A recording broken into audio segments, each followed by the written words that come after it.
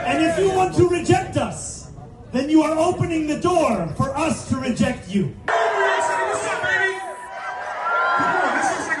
যুক্তরাষ্ট্রের new York শহর ও পৌর এলাকায় ডেমোক্রেটিক পার্টির প্রাইমারি নির্বাচনকে কেন্দ্র করে অঙ্গরাজ্য জুড়ে এখন সাজ রব। স্থানীয় সময় মঙ্গলবার সকাল থেকে শুরু হবে ভোট। প্রবাসী বাংলাদেশিদের আগ্রহের কেন্দ্রবিন্দুতে রয়েছে বাংলাদেশি অধ্যুষিত নিউ ইয়র্ক সিটির মেয়র নির্বাচন। 11 জন প্রার্থীর মধ্যে একমাত্র মুসলিম প্রার্থী জোহরান মামদানি ও সাবেক গভর্নর এন্ড্রু কুমোর মধ্যে হাড্ডাহাড্ডি লড়াই হবে বলে মনে করছেন ভোটাররা।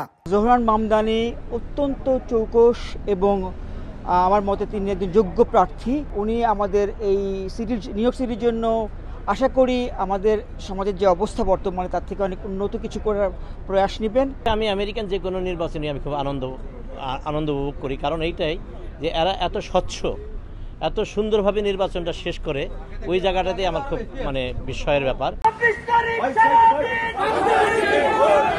ইরান ও ইসরায়েল যুদ্ধ এবার ভোটে প্রভাব ফেলতে পারে বলে মনে করছেন রাজনৈতিক বিশ্লেষকরা। পূর্ব আফ্রিকার দেশ উগান্ডার বংশোদ্ভূত মুসলিম অ্যাসেম্বলিম্যান জোহরান মামদানির মা প্রখ্যাত ভারতীয় চলচ্চিত্রকার মীরা নায়ার। মেয়র পদে 33 বছর বয়সী মামদানিকে নিয়ে তাই এবার মুসলিম কমিউনিটি ও ভারতীয় ভোটারদের মধ্যে সমানভাবে আগ্রহ সৃষ্টি হয়েছে। পিছিয়ে নেই যৌন কেলেঙ্কারির দায়ে অভিযুক্ত নিউ ইয়র্কের গভর্নর পদ থেকে পদত্যাগকারী এন্ড্রু কুমো।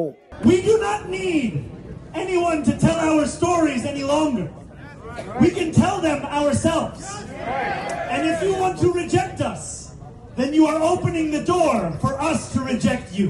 মার্কিন নির্বাচনী ব্যবস্থায় দল নয়, ভোটাররা সরাসরি ভোট দিয়ে প্রার্থী মনোনয়ন দেন। এটি রাজনৈতিক দলগুলোর প্রাইমারি নির্বাচন বলে পরিচিত। নিউ ইয়র্ক অঙ্গরাজ্য, বিশেষ করে নিউ ইয়র্ক শহর ডেমোক্রেট অধ্যুষিত হওয়ায় প্রাইমারি নির্বাচনে যিনি জিতবেন তিনি মূল নির্বাচনে বিজয়ী হওয়ার সম্ভাবনা বেশি। তাই মঙ্গলবারের ডেমোক্রেটিক দলের এই প্রাইমারি খুবই গুরুত্বপূর্ণ। নিউ ইয়র্কের বর্তমান মেয়র এরিক অ্যাডামসের মেয়াদে আশঙ্কাজনক হারে বেড়েছে অপরাধ প্রবণতা। তাই এবার তিনি ডেমোক্রেটিক প্রাইমারিতে অংশ নিচ্ছেন না। তবে স্বতন্ত্র প্রার্থী হিসেবে এ বছরের নভেম্বরে অনুষ্ঠিত মূল নির্বাচনে ভোটে দাঁড়াবেন তিনি। সিটি কাউন্সিল সহ স্টেট অ্যাসেম্বলি পদেও ডেমোক্রেটিক দলের প্রাইমারি নির্বাচন অনুষ্ঠিত হচ্ছে। ধারণা করা হচ্ছে এবারের নির্বাচনে বিপুল সংখ্যক বাংলাদেশি ভোট দেবেন। হাসানুজ্জামান সাকি, সময় সংবাদ, নিউ ইয়র্ক।